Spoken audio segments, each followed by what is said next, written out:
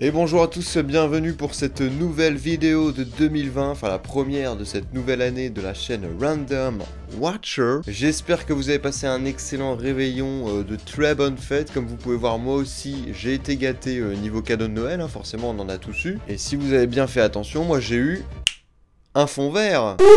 Voilà, comme ça permettra à la plupart d'entre vous de mieux endurer certaines de mes vidéos. Parce que bon, j'ai cru comprendre que ma petite tapisserie éléphant n'était pas au goût de tout le monde, alors qu'elle est exceptionnel. Bref, sans plus tarder, aujourd'hui, vous l'avez vu au titre, nous allons parler de mauvaise animation. Pourquoi c'est moche? Une question que beaucoup trop de gens esquivent. En effet, donc si vous avez suivi l'actualité un peu récemment, il y a environ 2 semaines, est sorti l'épisode 12 de la saison 3 de Nanatsu no Taizai, qui mettait en scène donc un combat contre Escanor et Meliodas. Alors je ne suis pas la série parce que je m'en bats les couilles et j'ai des bons goûts, donc je regarde que des trucs un peu plus stylés que Seven Deadly Sins. Bref, dans cet épisode, le combat était affreusement mal animé, c'était très moche. On a eu des tas de réactions sur les réseaux, Twitter, etc. Des gens qui étaient en mode putain c'est horrible, il faut tuer les animateurs, il faut brûler le studio, nanana. Alors qu'en est-il réellement, hein? Oh. Et bien c'est ce qu'on va essayer de voir dans cette petite vidéo. On va aborder un sujet très précis de l'industrie de l'animation, vraiment un pan ciblé qui peut être un peu compliqué à comprendre, à appréhender si vraiment vous y connaissez rien sur le domaine. Donc c'est pour ça qu'en prérequis, je vous conseille, si vous ne l'avez pas vu, d'aller voir ma petite vidéo, enfin ma grosse vidéo sur la Japanimation, donc une vidéo de 30 et quelques minutes. Alors vous pouvez juste regarder les 15 premières minutes où je résume très grossièrement les métiers de la Japanimation, les salaires, la chaîne de production, comment on fait un animé dans sa globalité. Après, si vous voulez, vous pouvez regarder l'autre moitié de la vidéo, donc la regarder en entière, mais l'autre moitié, ça se concentre vraiment sur les animateurs les plus connus, leur style, pourquoi ils ont marqué l'animation, etc. machin truc. Sinon, vous pouvez vous mater, bon, ça prendra un peu plus de temps, mais c'est excellent, c'est l'animé Shirobako, qui d'ailleurs est l'animé qui m'a servi à illustrer 70%, 80% de la fameuse vidéo Japanimation, qui répertorie un peu tous les maillons de la Japanimation, de l'industrie, comment ça marche, etc. Donc je mettrai des liens en description si vous voulez checker tout ça. Bref, à partir de maintenant, donc je considère que vous avez quelques petites bases pour comprendre ce que je vais expliquer, et donc on va parler des comités de production.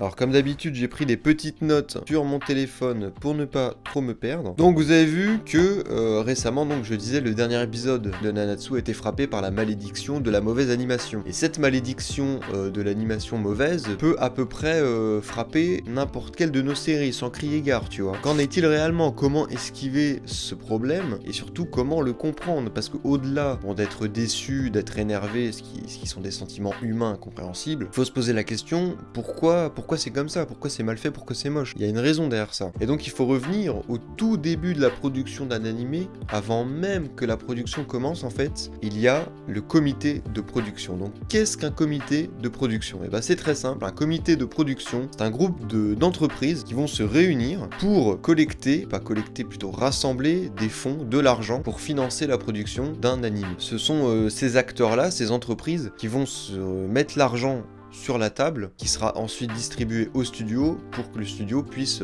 faire son boulot de studio et faire un animé. Évidemment, l'animation c'est un business, hein. Je sais, il y en a peut-être qui savent pas, mais oui, ça peut choquer, mais c'est un business. Le but premier de l'animation, c'est un peu de rapporter de l'argent, tu vois, c'est de générer de l'argent. Alors, quel acteur, quelles entreprises on peut retrouver dans un comité de production? Premièrement, on va retrouver des maisons de production qui sont spécialisées dans la production MDR. Donc c'est des très grosses entreprises avec des très gros capitaux, hein. Donc on a Aniplex, Pony Canyon, Bandai, etc.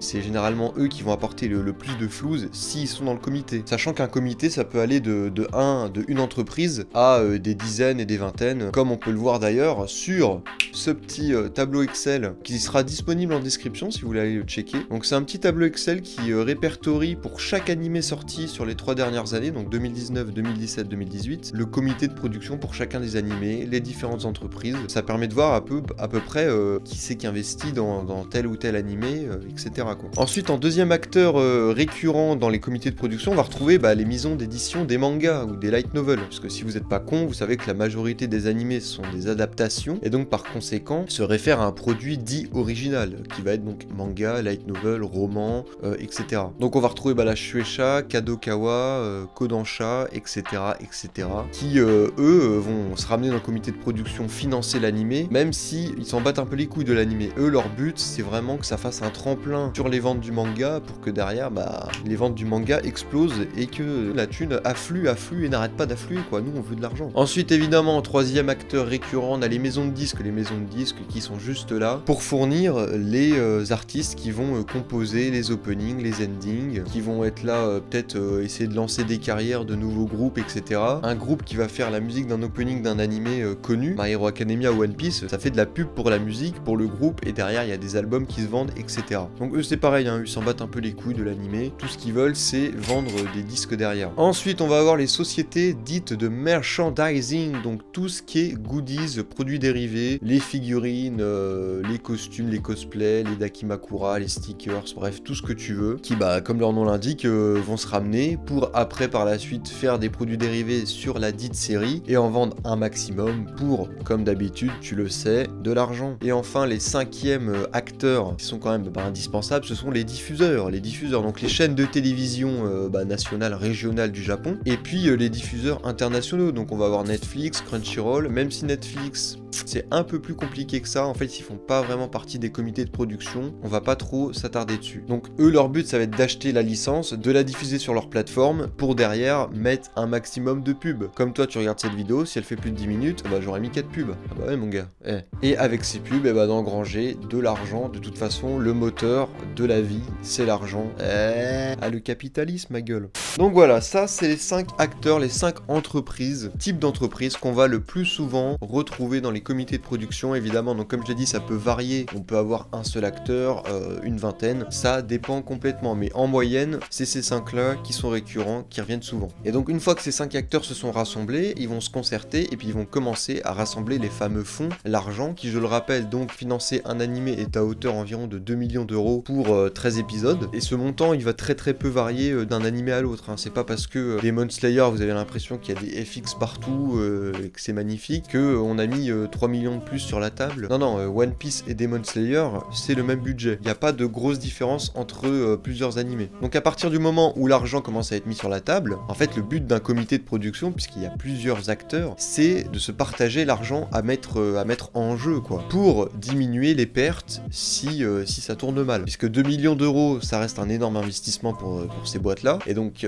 s'il y a qu'une seule boîte qui met tout l'argent, si l'animé il merde, ils vont tout perdre. Donc à partir de ce moment-là, il y a une hiérarchie qui va se faire au sein du comité de production, puisque la maison de disques peut mettre 5% comme elle peut mettre 20%, les maisons de production elles vont pouvoir mettre, je sais pas, 50%, 60%, donc ça va dépendre. Et celui qui aura mis le plus d'argent aura forcément le dernier mot à dire, aura le plus de poids décisionnel sur les choix qu'on va faire au niveau de la production, etc. Il aura plus de bénéfices sur les pubs, sur les produits dérivés, bref, sur tout ce qui va rapporter des bénéfices à la production. Là, vous êtes en train de vous dire, il manque un peu un maillon dans la chaîne, un petit peu important, c'est le studio. Where is the studio? Et bien c'est là tout le problème, c'est que majoritairement les studios ne font pas partie des comités de production. Eh ouais mon pote. Alors là, la question à se poser, c'est pourquoi ils font pas partie des comités de production? Et c'est très simple, ils ont pas assez d'argent. Ils ont pas assez d'argent pour investir dans un animé et puis derrière faire des bénéfices. Et donc, quand un studio d'animation n'est pas dans un comité de production, son rôle va juste se référer à celui d'un prestataire, quoi. Le comité va lui donner l'argent, mais ces 2 millions d'euros qu'ils vont avoir, ce sera de l'argent uniquement là pour produire l'animé. Donc ça va payer les employés, mais c'est tout. Une fois que cet argent a payé le studio pour produire l'animé, derrière l'argent que va engranger l'animé à la suite de son succès ou non, le studio il va rien toucher dessus, puisque à la base il fallait qu'il soit dans El Famoso comité. Et ouais, c'est là tout le problème. Alors il y a des gros studios qui sont dans des comités de production, hein, donc la Toei, Production IG, Studio Pierrot, Ufotable, Kyoto Animation, Bones, etc. Mais les petits studios, les plus petits studios, ils ont pas du tout l'argent pour investir dans un comité et derrière se faire des bénéfices. Du coup, qu'est-ce qu'ils font quand ils peuvent pas être dans un comité? Et ils vont accepter tous les projets qui vont leur tomber sous la main. Puisque la seule rentrée d'argent qu'ils peuvent avoir, c'est cet argent que vont leur fournir les comités pour produire un animé qui va leur permettre de payer leurs employés, de faire tourner la boîte, leur studio. Et ils sont obligés d'accepter tous les projets qu'on va leur soumettre pour survivre, quoi. C'est horrible à dire, mais c'est un peu ça. Et le problème de tout ça, c'est que à force d'accepter plusieurs projets à la suite, et tout ça s'empile. Vu que c'est des petits studios, que c'est pas forcément des gens expérimentés, talentueux, des petites équipes, etc. Ça fait qu'ils croulent sous les projets et que derrière les plannings, ils arrivent pas à suivre. Et donc forcément, parmi tous les animés qu'ils ont à faire dans l'année qu'ils ont sous la main, il y en a un qui va se casser la gueule. Et c'est malheureusement ce qui s'est passé, je pense, avec Seven Deadly Sins, la saison 3. Et voilà, si on retourne sur le fameux tableau Excel et qu'on va voir donc Nanatsu no Taizai, le comité de production, on peut voir que le studio Dean, qui est le studio qui était en charge de cette saison 3, n'est pas dans le comité de production. Mais attention, c'est pas parce qu'un studio n'est pas dans un comité que ça veut forcément dire que ça va être de la merde. Parce que si on retourne voir les anciennes saisons de Nanatsu, notamment la saison 2 qui était faite par Ewan Pictures, Ewan Pictures n'était pas dans le comité. Mais ça reste un bon premier indicateur qui peut expliquer le potentiel cassage de gueule d'un animé au fil de sa diffusion. Et donc à partir de là, on peut se poser la question, est-ce que c'est vraiment la faute des studios si l'animation elle est éclatée, quoi? D'un côté, il y a les gens qui vont vous dire oui, c'est de leur faute parce qu'ils n'ont pas su gérer leur deadline, leur planning pour assurer une qualité de production sur l'ensemble de la diffusion, etc. Et d'un côté, il y a l'autre camp qui va dire non, parce que le système actuel de l'industrie pousse les studios à accepter à peu près tout ce qui leur tombe sous la main et qui du coup va mener au surménage de leurs employés, à des projets rushés qui n'ont pas le temps d'être finalisés, d'être peaufinés. Et à côté de ça, en plus, à la fin de la production, même si l'animé est réussi, pour le studio, c'est pas vraiment une réussite puisqu'ils vont rien toucher sur les bénéfices que va engranger leur production. Voilà, écoutez, je pense qu'on a fait un peu le tour sur le sujet. C'était quelque chose que j'avais quand même envie d'en parler. En fait, c'est vraiment venu sur un coup de tête à la suite de ce fameux épisode de Seven Deadly Sins. J'espère que je vous ai un petit peu plus ouvert les yeux sur ce fameux pan de l'industrie qui est un peu le noyau, quoi, le noyau vraiment atomique du problème qui mène à la fermeture de studios, à de la mauvaise animation, etc. Encore une fois, quand il y a un animé qui bénéficie d'une qualité plus qu'hasardeuse, ne commencez pas à cracher sur le studio, à cracher sur les gens qui sont derrière. L'animation japonaise, c'est vraiment des métiers assez épuisants, assez éprouvants. Il faut vraiment être passionné de ouf pour être animateur, je vous le dis. Bref, sur ce, c'est la fin de cette petite vidéo. On se retrouve très prochainement pour des mauvaises foi, des vidéos, etc. Tu connais. Je vous dis à bientôt, des bisous, prenez soin de vous sur YouTube et au-delà. Et encore une fois, je ne sais pas quoi faire comme outro. Qu'est-ce que je pourrais faire comme outro? Sinon j'étais à la caméra, hein.